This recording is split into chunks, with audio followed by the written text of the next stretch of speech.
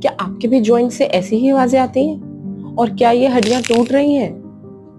सबसे पहले तो नहीं, आपकी हड्डियां नहीं टूट रही। मोस्ट ऑफ द टाइम्स ये आवाज आती है due to gas bubbles releasing from your joints.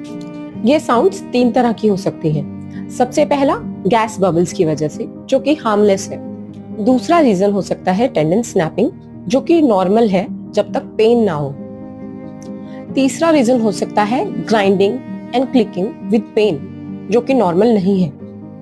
अगर साउंड के साथ पेन या स्वेलिंग हो रही है तो ये नॉर्मल नहीं है और इसको बिल्कुल इग्नोर मत करो। It could be a sign of cartilage damage, inflammation या फिर ओवरयूज इंजरी।